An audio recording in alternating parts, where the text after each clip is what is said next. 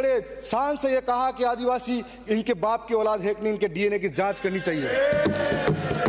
तब मैं ये कहना चाहूँगा, दरियावद विधानसभा का जिक्र तक नहीं हो रहा था, तब काफ़ी मन व्याकुल था। फिर सोचा कि किरदार तो बदलते गए लेकिन नाटक वही पुराना चल रहा है। माननीय अध्यक्ष महोदय, बजट में जिक्र था पानी, बिजली, सड़क, विकास, और इस बार जो ये गर्मी के दिन निकले थे, मेरी विधानसभा के अंदर इस तरह के हालात बने हुए हैं कि कहीं कहीं ऐसा इलाका है जहां पर 1-1, 2-2 किलोमीटर तक पानी के लिए दूर दूर तरसना पड़ता है। कोई पानी की व्यवस्था नहीं है। साथ में बिजली की बात करें तो बिजली का आलम यह है कि क्षेत्र के अंदर में सिर्फ पूरे राजस्थान का यह हाल है कि कब बिजली जा रही है, कब आ रही है, कोई पता नहीं है। और शहरों के अंदर तो बिजली दिन में 24 घंटे भी देते हैं, लेकिन गांव के अंदर पता नहीं इंसान रहते हैं या नहीं रहते हैं, इसलिए गांवों के अंदर बिजली नहीं देते हैं। 2 से 3 घंटा बिजली मिलती है।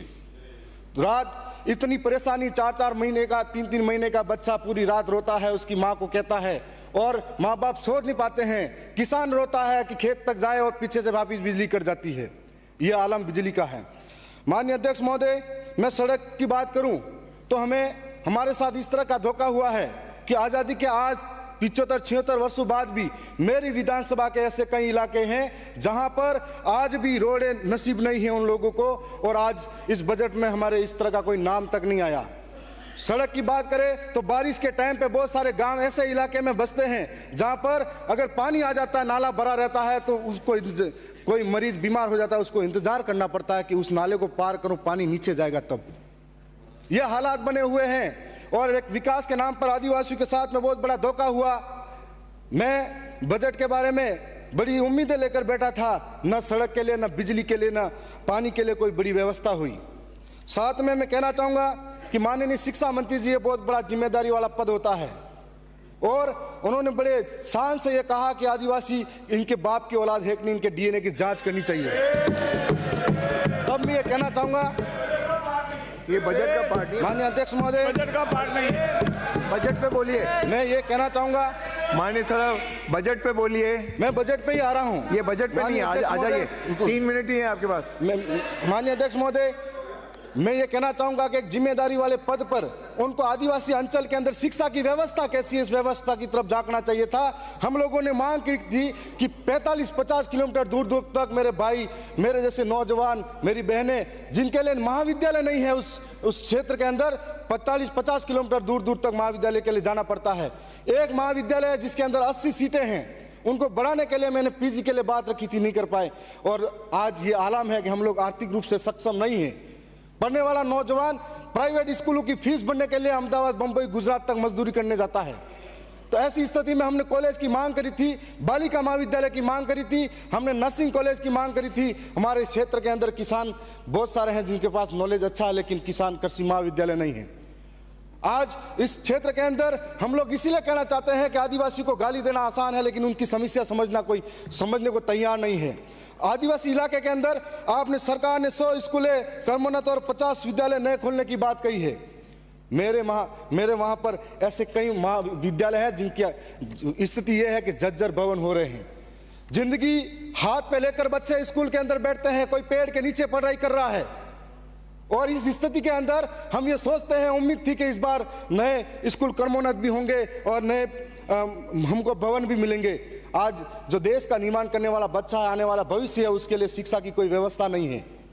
इस तरीके से हमारे साथ बहुत बड़ा अन्याय और धोखा होता जा रहा है। अगर बजट सत्र के अंदर बहुत बड़ी उम्मीदें थी, और साथ में जो खाद बीज की बात किसानों के साथ की जाती है, अभी हाल ही में बीज दिया गया था। ऐसी स्थिति थी कि 30% लोगों को बीज बांटा गया, 70% को नहीं मिला, और आपस में गांव में लोग लड़ाते रह गए और जनप्रतिनिधियों के साथ गाली गलौज करने पे उतर गए।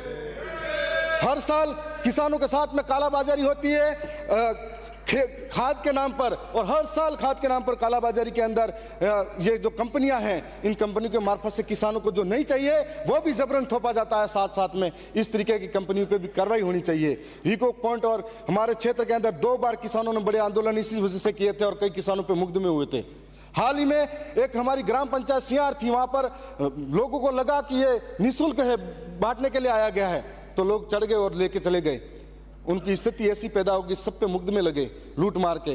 तो ये स्थिति ऐसी पैदा होती है। तो हमको सोचना पड़ेगा कि वो किसान जो अन्न उगाकर पेट भरता है पूरे देश का, उस किसान के साथ में ऐसी दुर्गति होती है। माननीय अध्यक्ष महोदय, ट्राइबल क्षेत्र के अंदर हम अगर शिक्षा की फिर भी बात करें तो हमारे इलाके के अंदर जो 12वीं 11वीं कक्षाएं हैं उनके अंदर व्याख्याताओं की कमी है, कोई पढ़ाने वाला नहीं है। जो संविदा पर लगे हुए थे उनको भी बाहर निकाल दिया, थोड़ी बहुत जानकारी देते थे और बाहर निकाला तो ठीक है। माननीय अध्यक्ष महोदय, मैं ज़्यादा टाइम नहीं लूँगा। मैं यही कहना चाहूँगा कि हमारे इलाके के अंदर आज संविधान के अंदर 5वीं अनुसूची है। इस 5वीं अनुसूची का जिक्र संविधान के अंदर सदन के अंदर होना चाहिए।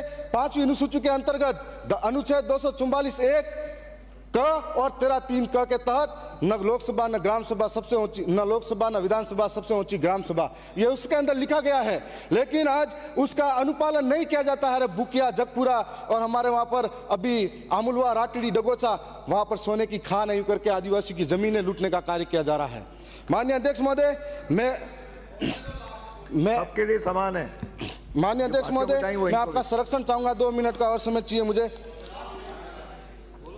महात्मा गांधी नरेगा कार्य वालों के अंदर लेबर को जो पेमेंट दिया जाता है आज कम है। हम लोग दाल, मिर्ची और सारी चीजें महंगी होती जा रही है, तो आज इनके लिए लेबर का पेमेंट जो बढ़ाया जाए और नरेगा के जो मेड है उनके लिए स्थायी पहचान। मैं लास्ट 1-2 लाइनें कह के समाप्त कर रहा हूँ। देखो मुझे कि जनता की आवाज सुनो, जनता है नाराज सुनो, कल तक जो खामोशी थी चीख रही है आज सुनो, क्रांति का आगाज सुनो, गिरने वाली गाज सुनो, सहा बहुत है अब तक हमने बदल रहा अंदाज सुनो, जनता का है राज सुनो, जनता ही सरताज सुनो, बने रहोगे कब तक हमारे जनता की आवाज सुनो। मैं इतना ही कहूंगा। मैं ये कहूंगा कि जब शिक्षा मंत्री डीएनए की बात करते हैं तो इस देश के अंदर हम ये कहना चाहेंगे, सदन की बैठक हम हमारे डीएनए दिनांक 15 जुलाई 2024 के प्रातः 11 बजे तक के लिए स्थगित की जाती है।